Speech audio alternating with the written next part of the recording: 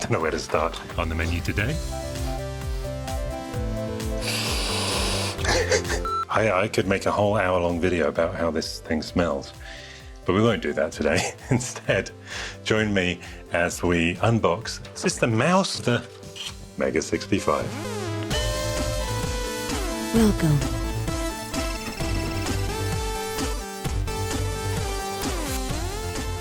No, you're right, I'm not usually over here. Oh, hello chip dippers, welcome to Retro Recipes.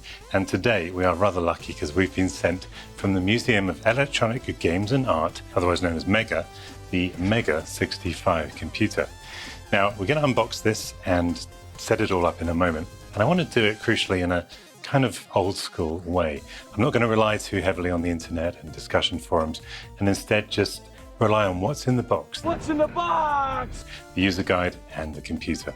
But first, some all-important context in case you don't know about the Commodore 65 that the Mega 65 is designed to emulate. You see, back in the mid to late 80s, when Commodore was seeing dwindling sales for their own flagship Commodore 64 computer, and they were watching companies like Apple, who were seeing the same kind of problem with their Apple II and Apple IIe computers. Now, other companies like Nintendo, for example, were releasing updated versions of their machines like the NES with the Super NES. Even Amstrad, though, was getting in on the act with the 9512 replacing the 8512. A new Amstrad 9512 wordy processor. A little bit like the 9-bit guy replaced the 8-bit guy 4 years ago. And with all of their looking on, what Commodore saw were companies like Apple replacing the Apple II with things like the Apple II GS, and before it, the Apple IIc. So Commodore did something very similar. Instead of the Apple II GS, they were planning a sort of Commodore 64 GS. And this was to be a machine that would be completely backward compatible with the Commodore 64, of course.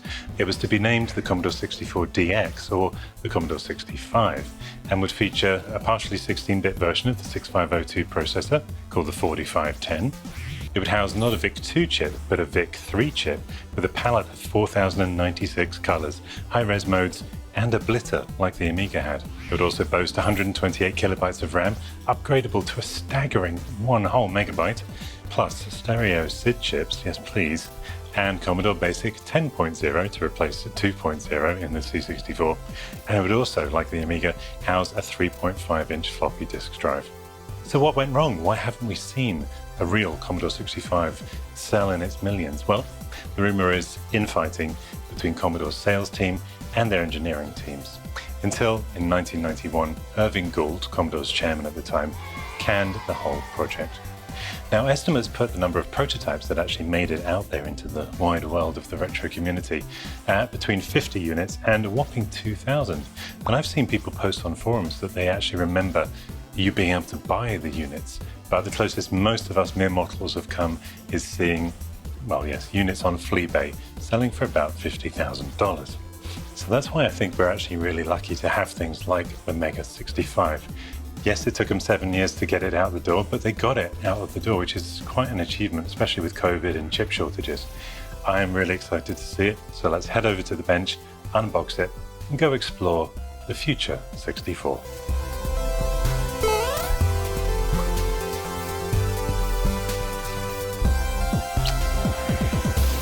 All right, who's excited? The box, by the way, is huge and heavy. It says Trends Electronic on it, which is, I think, their distributor. We're staying on trend here for our retro content. Okay.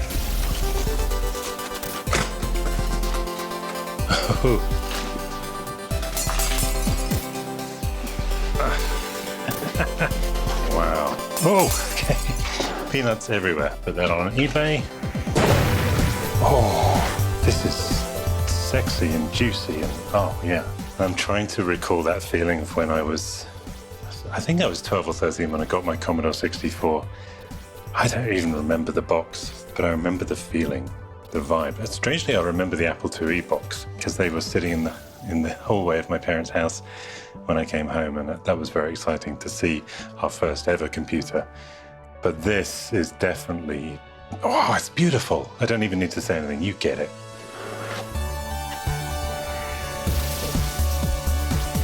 The 21st century realization of the By the way, you can use this for voiceover for your commercials if you want. Team Mega. The 21st century realization of the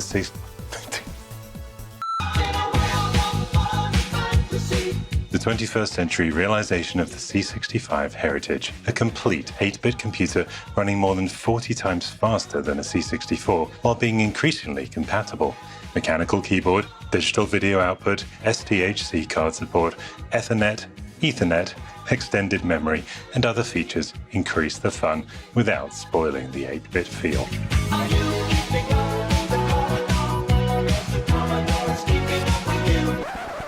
This FPGA-based computer wants to be experienced, modified, and improved.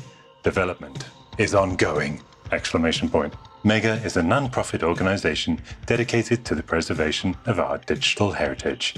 Find out more at www.m-e-g-e. Find out more at our website. Love it. Made in Germany. Oh, and look at this badge. That's Marco van den Meulenhof, badge man style. I wonder if he made those. And here we've got some classic 80s depictions of kids or teenagers playing with their C65. I mean, Mega 65. Good. There's no more on the packaging, which means we can open it. Ooh, look at this packaging. How do we get in here? There we go. Can we say old school user guide? Now, this is what we're going to be using to go through the setting up and discovering all of that. Hi there, congratulations for now. I'll do a normal voice. Congratulations for now owning a Mega 65, blah, blah, blah. Your personal code, which should not be shared with any third party, is Ooh, another. I love all these little boxes, don't you? What could it be? Power brick. All right. Complete with US receptacle. Is this the mouse? Oh no. No. Honestly, I was thinking that was a mouse for a second. There's an extra thing. What's in here? Now the fun bit. Oh. Now the fun bit. Oh. I just caught a glimpse of it. I got goosebumps. Oh, that's a really nice keyboard. It's not clicky in the same way as a Cherry MX might be. It's got a really interesting travel. It's hard to explain, but it's quite firm to push down and has a little kind of resistance, almost like it's sliding against something. Obviously the shaft inside.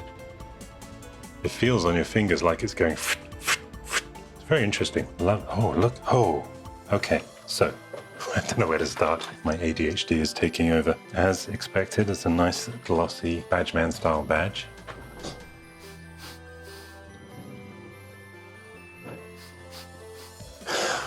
I've been trying to find that same exact electronic smell. I'm getting flashbacks of Great Valley Products A530 from my Amiga 500, that very specific mix of plastic and metal. Oh, okay. You may not be interested in smell of electronics at all. If you are, watch my Nostalgia video. I'll link it just up here. And there I go into how smell is more closely linked to nostalgia through the hippocampus than any other sense. But yes, this has, I can confirm, that very specific electronic plastic and metal smell. I don't even need to review the rest of the product. 5 chips out of 5. Well, join me next time when I'll be turning a Pontiac Trans Am into a Tesla. I am tempted, though, to go and get a floppy disk just to stick it in the hole. That's what she said!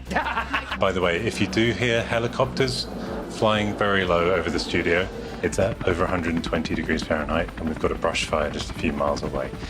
We're perfectly safe, and here's a link to my rooftop sprinklers video, which explains why our studio is safe. Right, floppy disk time.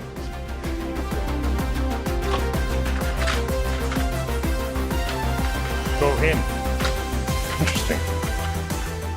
Why is that not working?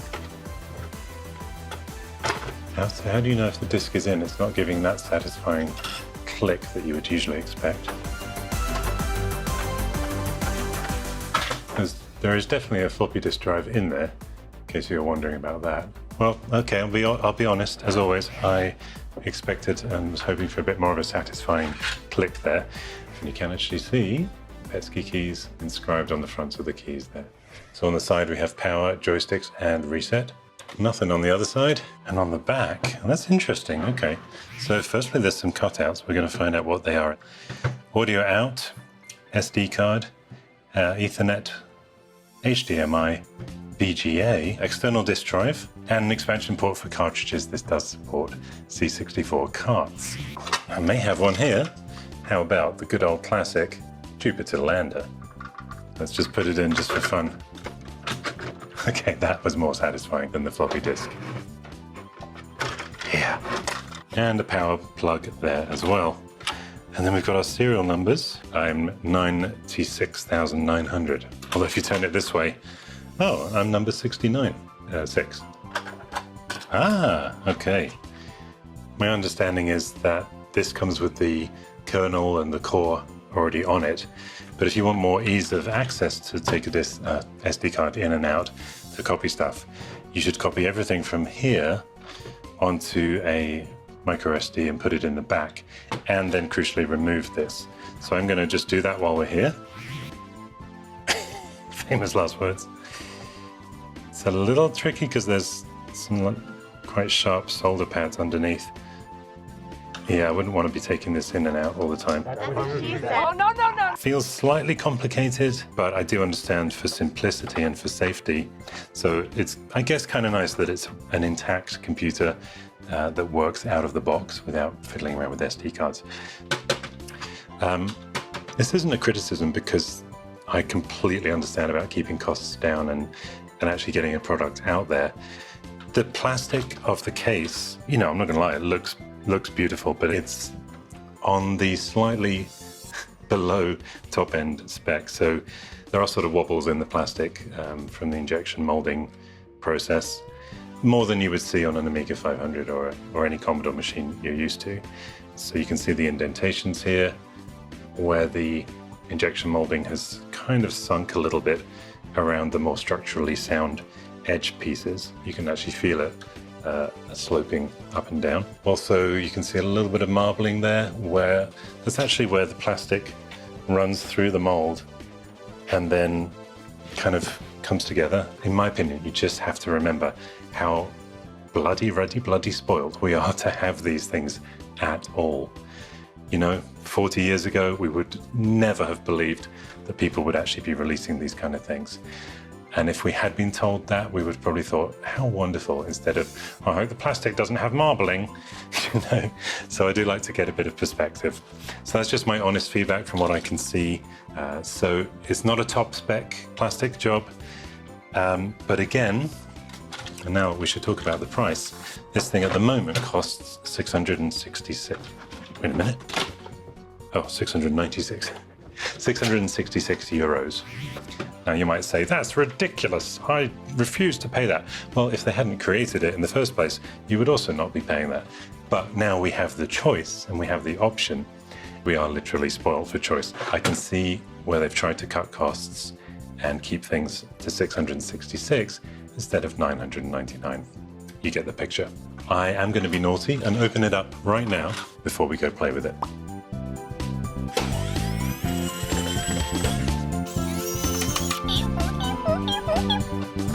Wow, I think it's just 3 screws. Really? Nothing. I love that. It's a beautiful thing. Ah, okay, so I knew it was a good idea to open things up because now we're discovering that's an old stock floppy disk drive. Of course, silly me, they don't make 3.5-inch floppy disk drives anymore, so the team must have had to source new old stock or refurbished from certain suppliers, stick them in here. So again, when I say we are spoiled, I really do mean it. It's a really beautiful PCB, you know, I can tell from this that they've used a PCB of the same kind of quality as those you could get from PCBWay! PCBWay, of course, sponsoring this video, and they do make fantastic quality PCBs, starting at just $5, because as we all know, PCB stands for Plastics Cost Balance, doesn't it? Well, anyway, let's just take this off for ease of access. Floppy disk cable goes through these very solid ribbon cable ferrite beads, and they seem to be glued to the case. Power for the floppy disk and LED, I guess, and that LED will probably make its way ultimately. There it is. So yeah, this was made in Malaysia by Alps Electric Co. 0704. That could be July 2004. Let's see that. I think that's modern. That's not retro. That's nearly 20 bloody years ago. Oh. Well, that's clicking nicely.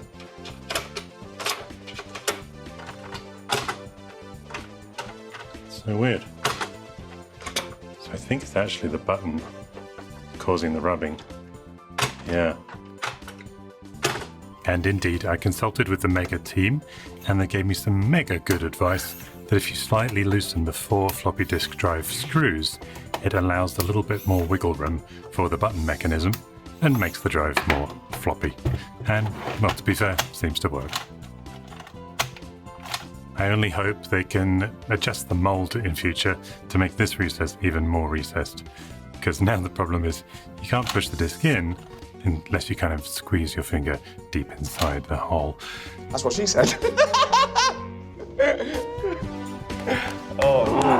Anyway, SD card was there. Reset button there. Speaker 1, speaker 2, so left and right. Those are optional extras if you want to have built-in speakers.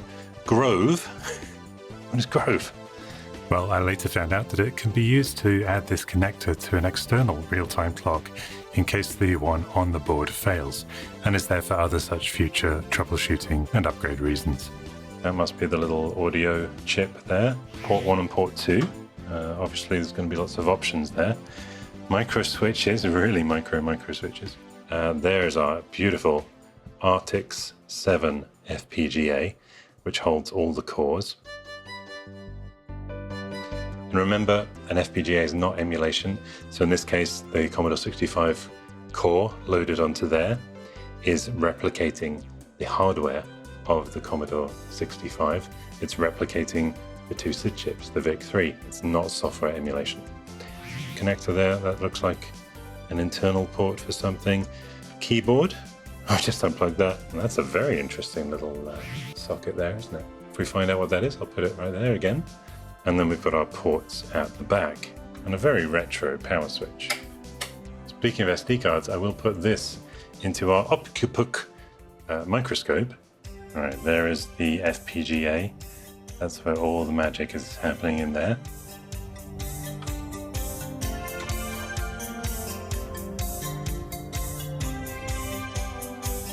And then I wanted to look at this. Spansion, as in expansion. It's very near the FPGA, and judging by the 512 in the model number there, FL512, I may be completely wrong, but I'm going to guess that's 512 megabytes of RAM. Tiny little IC though, isn't it? There's another one, but I can't read what's on there. Now the interesting thing is you can see that says the brand name Altera, and they also make FPGAs. So are we holding a double FPGA device here? Again, clarification above. Well, it is a beautiful looking board. I just want to get this thing going. So let's put it back together, see if the floppy disk drive clicks a little nicer. Okay. Kind of like the latching mechanism on the Commodore 64 on the back. Where's my little port gone? Oh, there it is. Thought I'd lost it then. I lost it years ago. Ouch. Okay, I'm definitely excited. Starglider 2 is excited too. Let's go check it out. Oh wait, I forgot to install the batteries.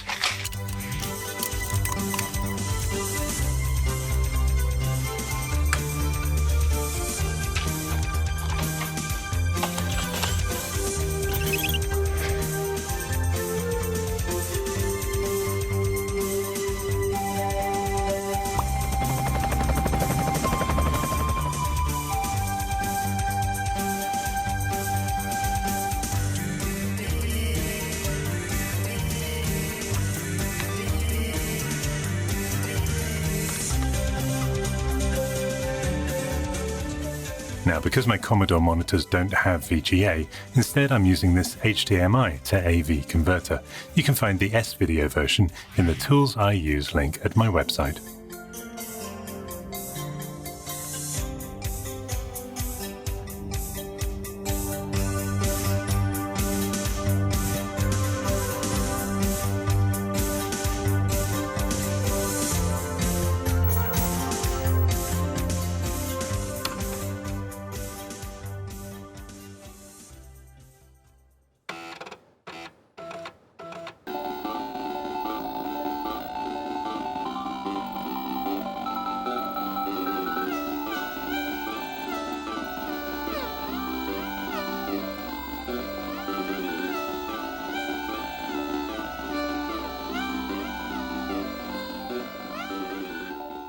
Well, although I'm really excited to see what's next, and we've learned a lot already, this video is getting a bit long for the YouTube algorithm gods.